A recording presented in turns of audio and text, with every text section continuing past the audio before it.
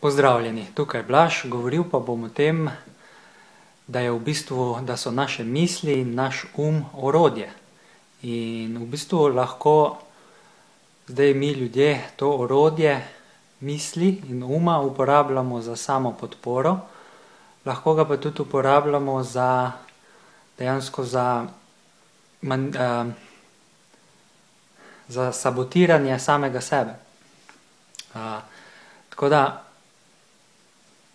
ko sem opazoval samega sebe, sem v bistvu ugotovil, da vse temelji, vse, kar počnem s svojim temelji na mislih. In da ima to, da jaz razmišljam, tudi posledice. Ker recimo te posledice lahko opazimo v tem, da začnemo sprejemati neke osebnostne vzorce, o katerih razmišljamo. Recimo, če si mislimo, da nam bo pa zdaj všeč rock glasba, potem nam postane všeč rock glasba, ker se s temi mislimi poistovetimo. In smo uporabili misli kot orodje za to, da smo se poistovetili s to idejo, da nam je všeč rock glasba.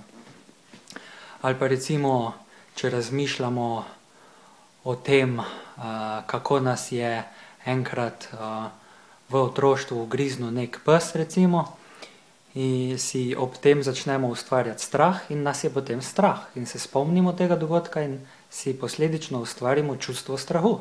Tako da si s tem, z orodjem razmišljanja dejansko poustvarimo ta spomin in ta strah, ki smo ga tudi takrat doživeli, recimo. Tako da problem pri nas ljudeh je to predvsem, da se večina ljudi nikoli ne vpraša, kako naj bi sploh svoj svoje misli uporabljali, da bi bilo najbolj podporno za nas in hkrati za druge.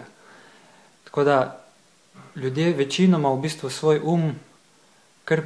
in svoje misli privzamemo kot nekaj samoumevnega in večino časa uporabljamo svoje misli v bistvu za zabavanje samega sebe. Ali pa zato, da v bistvu, ali pa uporabljamo svoje misli in svoj na takšen način, da samemu sebi škodimo pri tem. Recimo, če uporabljamo misli in zato, da si ustvarjamo neke strahove, potem se s tem ne podpiramo, ravno obratno. Sabotiramo samega sebe s takšnim razmišljanjem. Recimo, če si želimo peti, pa bi radi peli pred ljudmi, pa nas je potem strah in sram in strah, da nas bojo obsojali drugi, da nas ne bojo sprejemali, potem dejansko mi v takem primeru naše misli, naš uporabimo za to, da samega sebe sabotiramo. Nismo samemu sebi v podporo z našimi mislimi, ampak se dejansko samega sebe sabotiramo. In dejansko v celi množici nekih čustev, ki si jih ustvarjamo z razmišljanjem, z svojimi mislimi, samega sebe sabotiramo dejansko. Tako da ljudje se moramo dejansko začeti zavedati, da so naše misli in naš orodje, ki se ga moramo ravno tako naučiti uporabljati, če ga želimo uporabljati tako, da bomo samemu sebi v podporo. Recimo, ker tako z vsakim orodjem, če imamo mi kladivo, se moramo naučiti to kladivo uporabljati, da bomo znali žeblje zabijati, recimo. Ker seveda, če pač ne znamo kladiva uporabljati, lahko tudi se tepemo po roki ali pa udarimo po kolenu in bomo sam sebi škodili s kladivom. No, isto je pa z mislimi in z Se pravi, moramo se naučiti uporabljati na pravi način, da bomo samemu sebi v podporo. In tega danes dejansko se ne moramo v bistvu nikjer naučiti.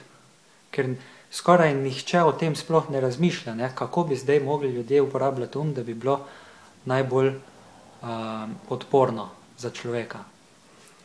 In recimo, jaz sem začel zdaj uporabljati ta orodja samoodpuščanja, samoiskrenega opazovanja svojih misli in posledic, ki jih ustvarjam s tem. In sem v bistvu ugotovil, da večino časa uporabljam ali pa sem uporabljal svoje misli, tako kot pač vsi ostali ljudje, na način, da sem se z njimi sabotiral, da sem si ustvaril neka čustva, neke strahove, neke predsodke, neke dvome v samega sebe in enostavno se nisem zavedal, ne, da so moje misli orodje, s katerimi ustvarjam stvari, pa kljub temu, da jih imam samo v glavi, ne, ker tudi ko razmišljamo samo tako nekaj v glavi, kjer samo mi vemo, kaj razmišljamo, ima to neke posledice na nas, če že ne na drugega, ne, ali pa na druge ljudi. Tako da, kar se tega tiče, priporočam vsem, da začnejo dejansko pisati nek svoj dnevnik, se opazovati skozi dan, da se opazujete, kaj razmišljate, zakaj, na kakšen način uporabljate svoj in da dejansko najprej začnete opazovati posledice, ne. Recimo, ko opazite, da se počutite slabo, da ste jezni, da vas je strah nečesa ali kaj takega, začnite opazovati in se spomnite malo za nazaj, kaj ste razmišljali, ne, na kak način ste si to čustvo ustvarili. Ali pa če dvomite v samega sebe, recimo, kaj pa če ne bom izpita naredil, kaj pa če bo to na tretje, četrto, ne, opazujte, kako uporabljate svoj nekonstruktivno, ne. Seveda ga tudi lahko v drugo polarnost obrnemo, ne, zdaj lahko bi nekdo začel razmišljati tako, ok, bom pa zelo pozitivno skozi razmišljal vse, ne, jaz sem najboljši, vse bom uspel, ne bom nobene negativne misli ne bom zdaj imel, ne, ampak to je isto ni realno, ne, moramo biti samo iskreni do samega sebe, ne moramo zdaj si začeti misliti, jaz sem najboljši, nikoli mi ne bo spodletel, vse bom naredil prvo, boljši sem od vseh in tako naprej, ne, pač, ker to ni realno, ker se s tem dejansko izvajamo to polarnost, kjer gremo iz te negativne polarnosti, se pravi, če se do nečesa v nečem počutimo inferiorno, potem hočemo to popraviti tako, da skočimo v drugo polarnost, pa se začnemo definirati superiorno, ne, ampak to je v bistvu samo druga polarnost, druga stran istega kovanca, ne, tako da še vedno smo v zablodi, ne. Dejansko si koristimo takrat, ko to negativno plat, recimo, če se počutimo inferiorno, potem te misli ustavimo, ne, in to najlažje naredimo samo odpuščanjem, kot sem že v prejšnjih videih razlagal, tako da nam zdaj dal primer, lahko si prejšnje video pogledate, pa boste videli kak primer samo odpuščanja, tako da to je rešitev, ne, da vse vzorce ali pa čustva, ki jih ne želimo, s katerimi se motimo, s katerimi dejansko samega sebe sabotiramo, da vse te misli ustavimo in da nehamo naš naše misli uporabljati za to, da bi te vzorce razmišljanja poustvarjali in da bi dejansko samega sebe sabotirali. Enostavno nehamo o tem razmišljati, ne. Se pravi, ko vidimo, da razmišljamo o tem, da nam ne bo uspelo, da ne bomo mogoče, ne vem, nas ne bojo sprejeli, da bomo naredili neko napako ali kaj takega, ne, enostavno se odločimo, da bomo zdaj pozorni na to, da ne bomo več o tem razmišljali. Se pravi, ko dobimo spet eno tako misel, en tak dvom v samega sebe, to opazimo in ustavimo. Enostavno z zavednim dihanjem in samo odpuščanjem odpustimo to misel in jo ustavimo in svojo pozornost preusmerimo na fizično realnost, na neko praktično zadevo, ne.